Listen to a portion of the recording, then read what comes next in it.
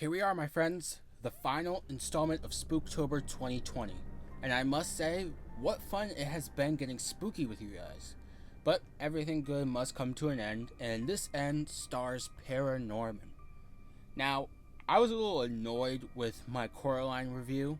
I felt that I focused too much on the plot and the story of the movie, and not enough on the other more important aspects like characters and art. So I'm fixing that with ParaNorman. The plot review will be much shorter to give us time to talk about the goods, so let's just jump into it. Before I jump into it, I will say that this isn't the case for every movie review. Like Halloween Town, that movie doesn't have, as much appreciation for art or characters because, it's a Disney Channel original movie. So movies like those will be more like Coraline, and movies like ParaNorman and Coraline will be more like this review going forward. But before we start, I'm less than 10 subs away from those sweet triple digits, so slap a sub to help me reach that milestone. To go over the plot quickly, ParaNorman is about Norman, an outcast child who sees dead people. Obviously no one believes him because who would? His hometown is the town of a famous witch trial, which is coming up on its 300th anniversary? Yeah. While with his new friend Neil that he meets along the way, Norman's uncle tells him about the curse that Norman needs to stop. Norman has visions of the curse during a play and is told what to do by his ghost uncle, who obviously dies. Unfortunately, Norman doesn't prevent the curse due to the main bully, Alvin, and also the dumbass was in the wrong place, so zombies arise from the grave, and Neil's brother Mitch, along with Courtney, Norman's sister, go to rescue, well, not really rescue because they didn't know what was going on, but they go to get Norman and Alvin. This sets, our basic squad together, and they set on a mission to discover the witch's actual burial spot. Unfortunately, the entire town is hostile towards the zombies, who turn out to just be self-relenting people who executed the witch. Norman discovers the burial spot and sees that the witch is just a little girl, which is extremely sad. He fights through the witch's attempts to ward him off and convinces her to rest for good. Norman is then praised as the hero, and the movie has a happy ending. Now, the first thing I want to talk about is the art of the movie, like the style. Now, like Coraline, this movie is stop motion, but for some reason, unlike Coraline, I feel like the stop motion is a lot more fluid. Like sometimes in the movie Coraline, you can kind of see like weird little stops and bumps along the way, where it just kind of takes me out of the movie and thinks, ooh, that looked kind of odd. But in ParaNorman, there's not as many. Granted, this movie is, I think, 4 years after Coraline, so, a little bit of step up in technology and stop motion and all that, so it's understandable that it's going to look better, but I think that's definitely a plus. Another thing about this movie that gets to me is the gorgeous lighting. One shot that really hit me was when Norman goes to the graveyard to read from the book for the first time. I mean, just look at this. It's amazing how they can do this with artificial lighting, because it's stop motion. It's kind of like a set. I'm sure you guys have seen stop motion behind the scenes with the set, and they have like the overhead light. So it's really cool how they took that overhead light and managed to shine it through all the like artificial leaves and stuff to make it look like it's, sun setting on a fall day. It's really neat. And with the lighting kind of comes the colors of the movie. Sure, the style's kind of generic, it's your basic town and everything, but the color of the tornado with the witch and the witch herself when Norman confronts her, it's just very vibrant, and like I'm a little colorblind, so I think it's a yellow green, but it's not. I don't know. There's just something nice about it. I can't really explain it. I just really like it. Now, on the flip side, I have the meh. The character designs, I don't love some of them. Now, I would say majority are good. The way the zombies look and also move is really neat. I like it. Norman, Alvin, Mitch, Neil, I like those character designs. Those are probably my 4 favorites. But then there's like the dad, Courtney, and the mom. I don't know. They just kind of, even the grandma, their designs seem kind of off. the mom and Courtney's head really bothers me, along with their eyes. I don't mess with it. I'm gonna be honest. But this is kind of a nitpick because it's not that big of a deal. It doesn't really distract me. Only when I see it the first time, it's kind of like, eh. But after that, I kind of get used to it, you know? Okay, now that we've talked about the style and aesthetic, let's talk about the actual movie, starting with the main characters. They're pretty simple, kind of generic. The outcast main kid, the bully who predictably joins the team, the shallow popular girl, and the comedic chubby friend. The only one that didn't really fit a mold was Mitch. He's not really a jock or a car guy or a complete idiot. I wouldn't say he's a mix of them either. I don't even know if he plays sports. All you see is him lifting a lot, so I wouldn't say he's generic. But just because these characters are generic, it doesn't mean they're bad. You know, the archetypes of the characters fit a good mold, and they have good chemistry. They're funny. Then they all, you know, even though they're generic, they all are unique in their own way. They all have different perks and things that add to the movie. It's not like any two characters are so similar they could basically just be one character. I don't know if it's because I'm a child, sure, but so many parts in this movie had me rolling. And I know my word won't be enough to convince people, so let me just show you some examples.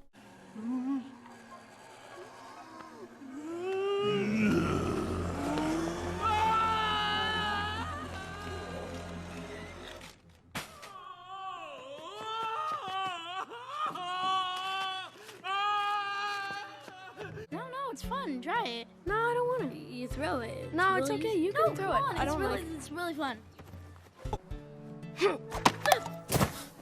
Right! You think maybe we should stop at a graveyard and dig up some other 18th century corpses? It's not a bad idea. I wish I understood you. Norman, wait up! I keep telling you, Neil. I like to be alone. So do I. Let's do it together.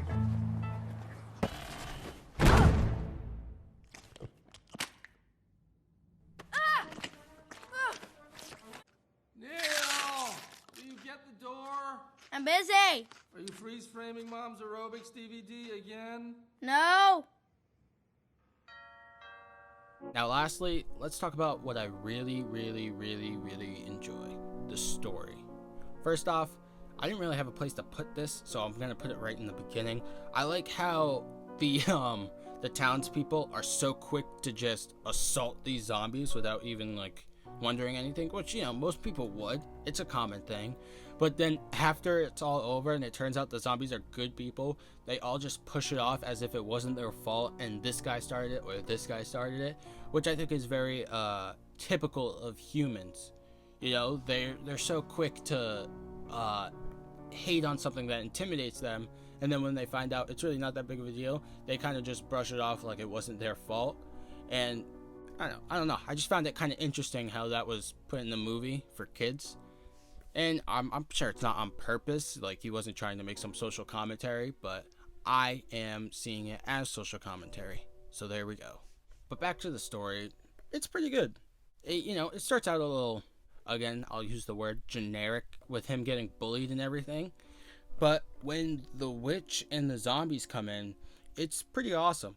I like how it is a combination of witch and zombies, and it kind of makes sense. I don't know why you don't see it more often. You know, I think it's kind of like an overlooked thing, witches raising the dead. It just seems like those two would go together. Like, it's a no-brainer to me. But anyway, I like how the zombies subvert expectations. Like, you expect zombies to be these brain-eating goons that are just trying to kill everyone, when in reality, they actually, I guess, have souls or personality, and they know what they're doing. It's like if you simply just revived someone, but you also let their body decay after you revive them. It's like they have the mind and everything, but they just can't really speak, and they look decayed because you let them decay. So instead of them being actual zombies, they're just cursed humans who are being punished by the witch for their misdeeds. Speaking of the witch, she also kind of subverts expectations, as throughout the whole movie, you see the townspeople, they view her as this green, wart-faced, long-nosed, typical witch. Now, I didn't expect that when, or if we actually saw the witch. I kind of expected her to be some really old, kind of bitter old lady. So when it's finally revealed that she's just a little girl, not only does it kind of hit, like it hurts to see that, like, she's just a girl that was fooling around and now they're gonna kill her, even though she didn't really do anything wrong, which is, kind of the truth of the actual witch trials that took place back in the day. It really wasn't like, it was kind of just like somebody would point at them, hey, she can read, so she must be a witch, you know what I mean? But I also think that her being a child was also good for the story, as it kind of adds a similarity, or like, what's the word? I don't know, so let me move on. To Norman, or common ground, I guess. And it adds weight to, the evil deeds that those townspeople did in executing her. Okay. Now, I've complimented this movie up and down, but there are two things that don't make too much sense. They are nitpicks, though. 1. Why does Alvin chase Norman out of the bathroom during that scene? He didn't really embarrass or hurt him. He kind of just blew up a toilet and then looked at him and was like, don't use this toilet, and then just walked away. And Alvin's just like, oh, I'm gonna kill him. He's like, you didn't do anything bad to you. You were just nosy, and nothing happened to you. You're fine. And then 2, why does Norman just stop seeing ghosts? It seems like once the curse hits, all the ghosts kind of just disappear. It's not really explained. It kind of just happens. I feel like the ghost could have provided some interesting aspects to the movie. Like, you could either have them turn evil or you can have them help Norman. I don't know.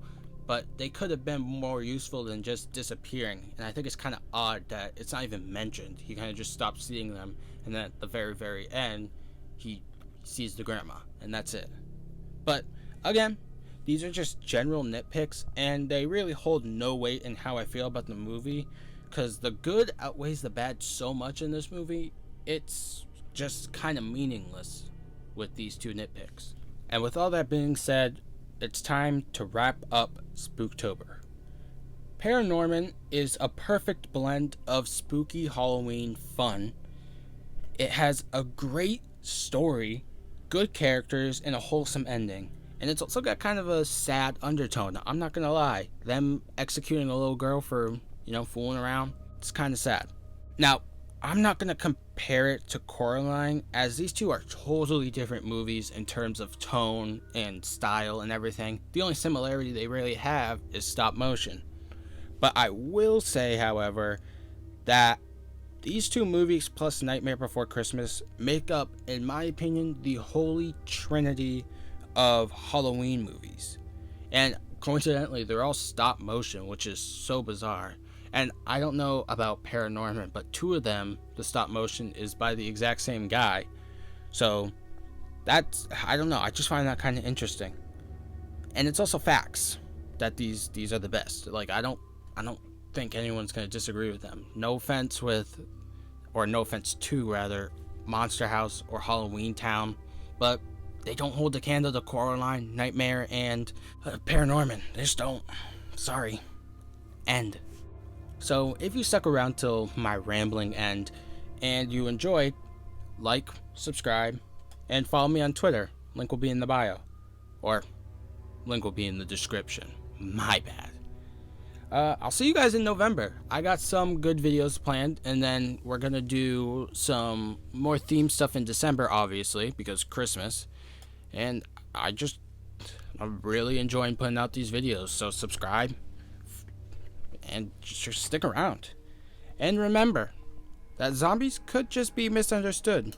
So be nice, but be cautious.